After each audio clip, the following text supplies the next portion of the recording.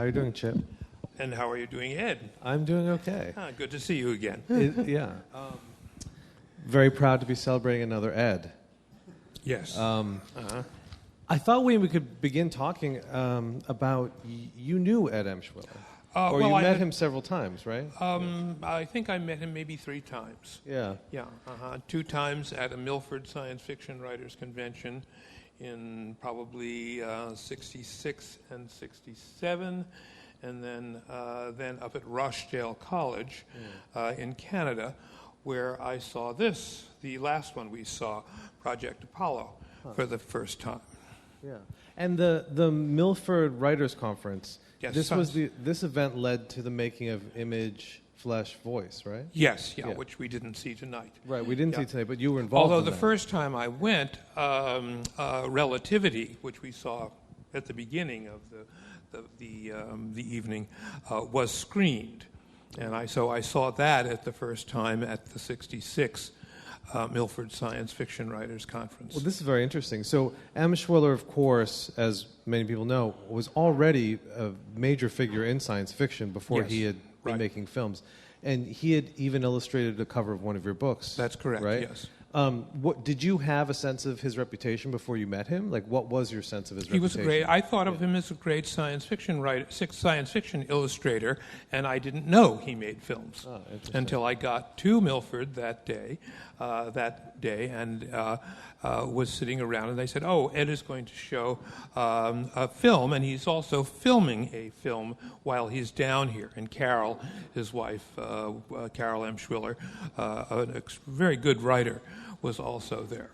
And do you remember which writers were there? I'm just curious, as a reader, who was there to see Relativity? It's Probably some people you have never heard of. Doris Pitkin Buck, science fiction writer at the time that very few people have heard of since. Judith Merrill, Damon Knight, who wrote the story To Serve Man, which many people know, and it was a Twilight Zone episode. I believe he also came up with the phrase "sense of wonder," right? Is that Damon Knight? Yes, and he's also the first person, or the first person to put into to print "Sense of Wonder." Although it's also in a W.H. Auden poem, back from I think it's the death of Sigmund, the elegy on the death of Sigmund Freud, was where the phrase appears well before Damon Knight used it. My memory is that Knight was interested in this phrase as a kind of a way to talk about the aesthetics of science fiction, what was specific to science fiction, right? Yeah, he was one of our earliest. He, along with Blish, was one of our earliest science fiction critics, and Merrill, who was probably the most well known and probably the most powerful critic in science fiction at the time. And then do you recall what this group's response was to Relativity when they saw it? Yes, very different from yours. Yeah, for one thing, there's a lot of humor in it. And when we saw it for the first time, people laughed a lot. And I noticed nobody laughed tonight. And I can even remember some of the shots at which they laughed. And I was surprised that nobody dared to chuckle. Which were the shots that caused laughter? The very powerful shots of when the pig were being slaughtered, and then suddenly you transform to a supermarket. Where and you see all the meat wrapped up in cellophane and what have you, and being sold, and everybody realized that was funny. Nobody had to tell them. That's super interesting. And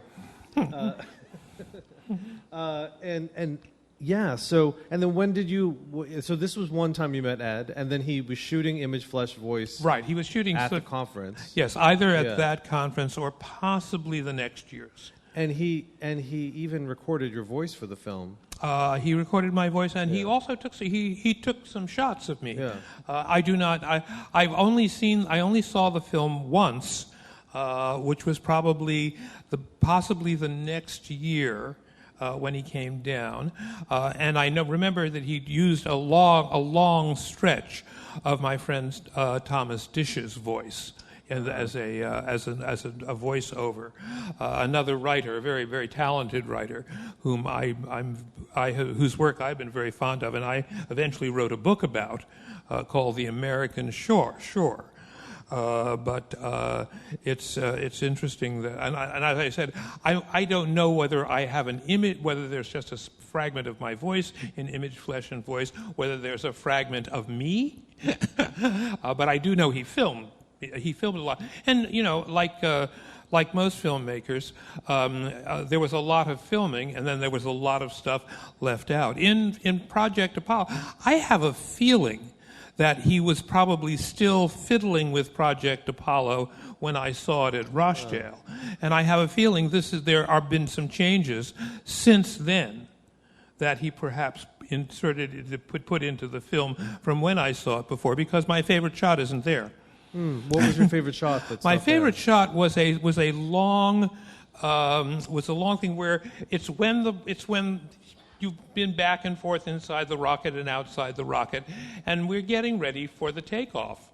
And what he did, and I asked him, I said, how did you get this shot so I know it was really there? He said, well, I just walked along the beach holding the camera, and you could see the water going up and down to the water, on the edge of the thing. And then when I heard the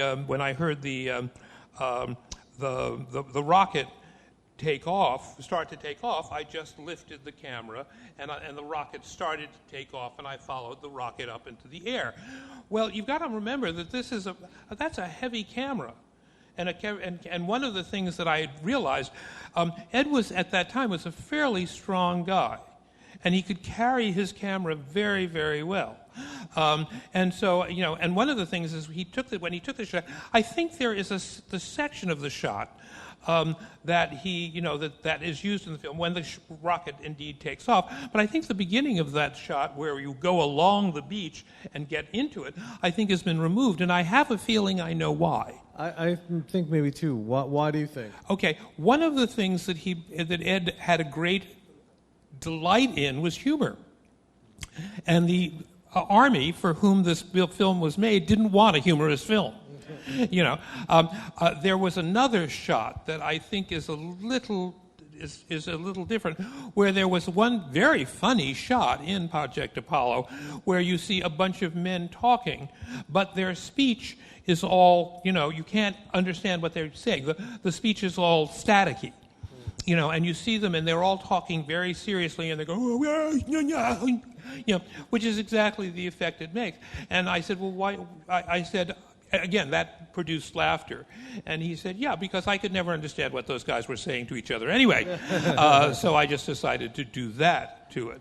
So that's another thing that he done. And I don't think the Army appreciated the humor. They wanted a serious film. And they didn't want anything too spectacular. And that last shot that he did was just spectacular, and now it's just impressive. Yeah. Mm-hmm. I mean, it's interesting you mentioned about the voices, that shot, because one thing I was reading about the making of the film is that one of EMSHWILLER's intentions, and maybe this was actually part of the idea from USIA, is that this would have to be a film that would be seen by non-English speaking audiences, and so he wanted a film where language was not necessary to understand the film. And Relativity, interestingly, is also like that. I hadn't thought that before I saw them back to back. And it struck me that one of the things that EMSHWILLER is doing is really trying to hold on to a certain kind of element of silent film. Yeah. Even though there's sound, obviously, in his films, it's not being used in a kind of narrative sense. It's not being used for dialogue. Right. And so he's making these films that are really gesturing towards a kind of universal visual language. Right. He wanted they wanted everyone to be able to understand it. Yeah.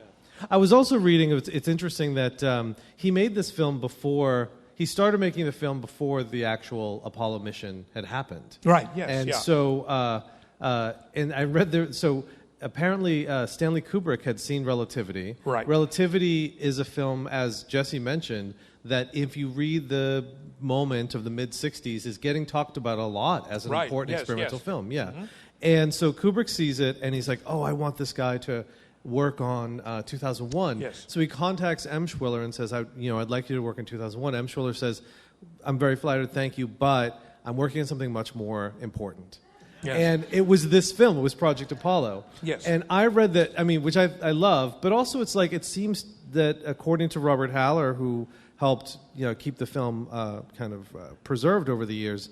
EMSHWILLER had a lifelong desire to actually go to the moon himself, and this was a very. I wouldn't be surprised. We all did at that time. That's yes. what I'm. Yeah, that. Yes, I think I paid $11 for a ticket. Yeah, exactly. So I mean, that this was so important to him that to be there at the historical moment, to be at the actual location, filming the actual process, to him was much more important than working for a Hollywood film. And I found that to be... So that's what I wanted to ask you about, because is there anything you can do to help us recapture what that moment was like leading up to it among the science fiction community? I would imagine it must have been...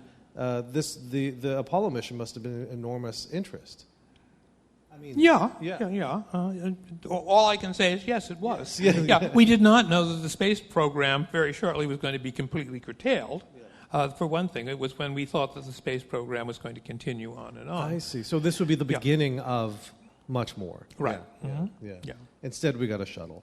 Essentially, yes. And I'm also and some cameras got shot at. Yeah. I'm curious about maybe talking... I like that you brought up originally about relativity and there being laughter when you first saw it, and now people taking it very seriously. Oh, yes. And I've always been... What's that? I've always been... somewhat interested in relativity in the sense that, EMSHWILLER is a very important figure at this period. He's shot so many important films. He shot Hallelujah the Hills. He's a member of the New American Cinema and a very well-known person in the science fiction world, which is a unique kind of thing. Yes, he certainly made much more. I'm sure he made much more money from his painting and his paintings than he did from his films. Yeah. Even when he would get an occasional grant, and was known for that. Yeah. But relativity to me, it seems, I don't know. One thing I was thinking this time is that it's very much, as you said, EMSHWILLER was a cameraman for other people. Yes. And he had that kind of athletic cameraman, the thing you have to be he could hold the camera. Yeah.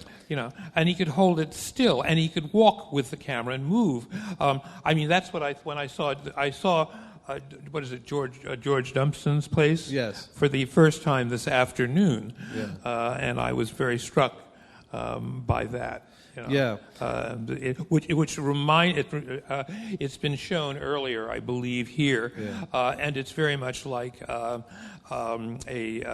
collection of photographs that was done called American Pictures by a Danish photographer who hitchhiked all over the country and took lots and lots of photographs of various people. Many poor were poor and black, and stayed with them and did that.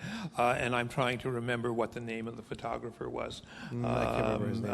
I'm a Facebook friend of his, and I have a copy of his book. Does someone know the name? Someone's going to... Jakob Holt? Jakob Holt, does that sound right? Yeah, Jakob Holst, yes, Jakob Holst, yes. Yeah. Mm-hmm. What's interesting, it's interesting because in George Dumpson's place... Whom I met I met when he was in the United States. We went to see a performance of Tristan and Isolde at the Met together. Where was I? Oh, I was saying the camera work is interesting in relativity. It's like in George Dumpson's place, EMSHWILLER really likes a completely mobile camera. He wants the camera always to be moving. And it struck me this time that, although he was trained as a painter, it seems to me what he's most interested in this filmmaking is really retaining the three-dimensionality of film. Right. He's really interested, not just in the fact that the image can move, but that the image is happening in 3 dimensions. Yes. Yeah. In all those moving shots in Project Apollo, when he's going past those machines, he's not on a dolly. No. No. Those are handheld, and he is moving himself. As he was doing this one shot, this one amazing shot. I wish he'd put it back. I hope there's a version of it with that cut where you see the water coming up the beach and going out, and he's moving along the edge of the sea, with the water just moving into the screen and moving out, and then suddenly, not suddenly at all, but gradually he lifts up, and the rocket is just beginning to flare. And he continues up smoothly, following it into the air. And I said, weren't you scared that you would only, they wouldn't, if you messed up, they weren't going to do it over again for you. Yeah. And he said, well, I just took a chance, and that's and so he only got one shot of the thing going up, but it was not. But the beginning part of the film, of that shot, which made it so spectacular, apparently was too much for the government. And well, it's funny you mentioned that kind of camera work. I mean, one thing, just the name of the show as a whole alludes to this, but one thing he was deeply interested in was choreography and dance. Yes, he was. And, he was. Yeah. I think he was known for a while as a dance photographer. Yes, and he's worked with Nicolaides and many films he made about dance and videos as well. But it's interesting when you describe his camera work, having seen it, that it has a dance-like quality itself. Yeah, he had to dance. Yes. He practically had to dance himself. Yeah, it's interesting. The other thing he does that's very cool in Project Apollo, that to me is one of the few really obvious links to his science fiction illustration, is the use of scale. The way that he plays with scale, so that you're very aware of the kind of enormity of what's being built. Yeah, there's the one shot I noticed. I noticed here where you're back from the whole thing, and you come in and you realize there's a little man. Yes. Who he comes in just enough to see, and you realize that thing is big. Yeah, very big. And it's funny because it reminds you of the end of Relativity, where he's going through all these kind of statistics, trying to place humans in a kind of he's trying to evoke, I would say, some sort of sublime or something, trying to imagine how small individual humans are and how vast the scale of everything is. Of the universe is, yes. Yeah. Which is the only time and how long and the time frame, how a million years and the brief late of those million years, there's only 6,000 have we been civilized. In fact, I think at this point I think it's 35 million is now given over to at least primates at any rate. Oh, really? We've expanded. Yeah. The timeline. Which is all of those figures have now been revised. Yeah.